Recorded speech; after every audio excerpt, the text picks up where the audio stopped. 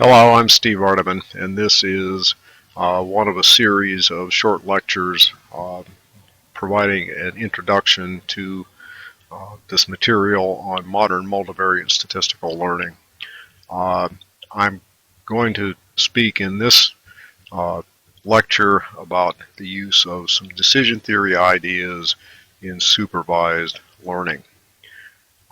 So the context here is one in which I'm to choose some function of input vector x to predict or track or approximate a value of y, and we're going to do that at least for this lecture in a context in which one has available a completely known probability distribution for the pair xy. So cap p is going to be a known p plus 1 dimensional distribution for the vector of inputs and the output vector or the output value y.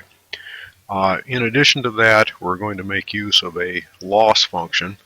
It's a function that is non-negative that assigns to every pair y that is the value to be predicted, and y hat the prediction, a number that is the penalty for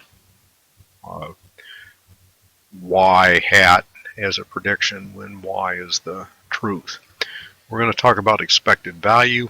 Which expected value? Well, it's the expected value that goes with this joint distribution for x and y. And we're going to consider how one would make small an expected loss. Okay, an expected loss where y is the value to be predicted, and one uses f of x to predict y. Now, in theory, seeing what is an optimal choice of this f is easy. One takes this expected value and writes it in iterated form. One writes, first of all, a conditional expectation given x, and then averages out according to the distribution of x. The conditional expected loss given x, we're averaging out over the distribution of y given x for a prediction a, y hat, if you will. One value of x at a time, I can choose a minimizer of that conditional expected loss, and so I find an argument a that minimizes that conditional mean of the loss given the value of x, and that's a prescription, an abstract prescription, but a prescription nonetheless for what is the optimal prediction. Here are some examples. Let's talk about two cases where y is a continuous or measured variable. First of all, I could talk about squared error loss. That's a loss where I take the difference between y and the prediction of y and I square it. If I simply expand out that square, find a conditional mean given the value of x, and do a little bit of calculus in terms of differentiating with respect to y hat, setting it equal to 0, it's easy enough to show that the best choice of y hat is the conditional mean of y given x. That's a standard kind of elementary probability calculation. If I had not squared error loss but absolute error loss, then instead of ending with the conditional mean of y given x, I'd have the conditional median of y given x. Here's another example. This loss was used in a fairly famous predictive analytics contest, where what was to be predicted was an intrinsically non-negative variable y that was length of hospital stays. If one takes y and adds ones, and takes y hat and adds 1, then one might think about making that ratio. That ratio can be positive or negative, so I might want to square that. That ratio is going to be as small as possible when y hat's exactly equal to y, and in that case the loss would be 0. And it's fairly straightforward to take a conditional mean of this given the value of x and do some calculus and determine that the optimizer of that conditional mean given x is this.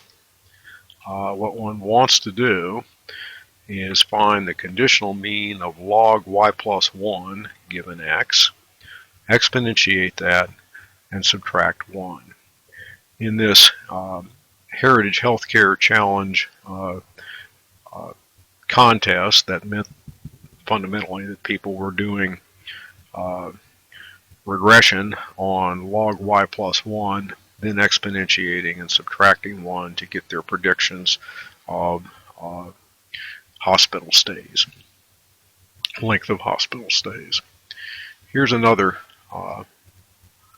example of using decision theory in supervised learning, and that's a K-class classification problem. That is, y takes values 1, 2 up through k, or 0, 1 up to k minus 1, whichever is more convenient.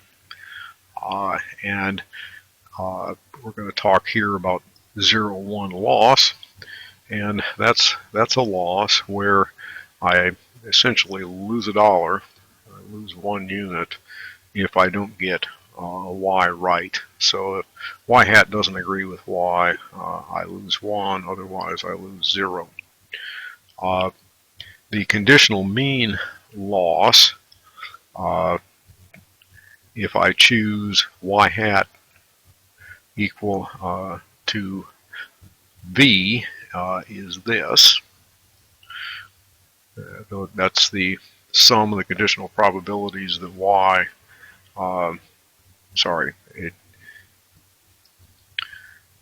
the conditional mean of that, if I choose y hat equal little k, is that sum over v not equal to k of the conditional probabilities that y is equal to v.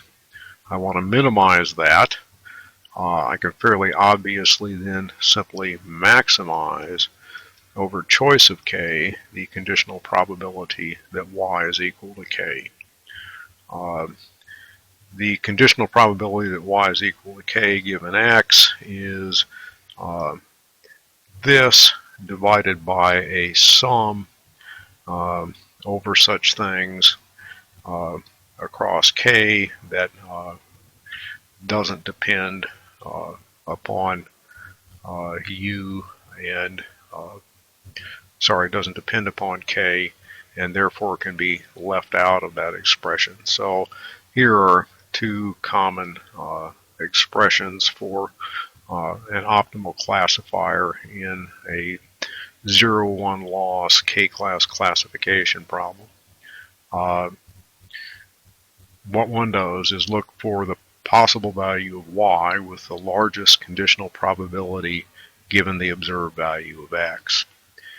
As a final example here, there sometimes prediction problems are phrased as problems of predicting class probability. So one might think of a context in which I know that y is either equal to 0 or 1, but y hat is allowed to be any number between 0 and 1. And I might invent something called the log loss. That's essentially, well, there's y logarithm of y hat, 1 minus y logarithm of 1 minus y hat. So if y is 0, I get one of those terms. If y is 1, I get the other one. I need minus signs in there to make this thing positive. It's a fairly easy calculation to determine that for this loss, an optimal predictor is a conditional probability that y is equal to 1 given the value of x.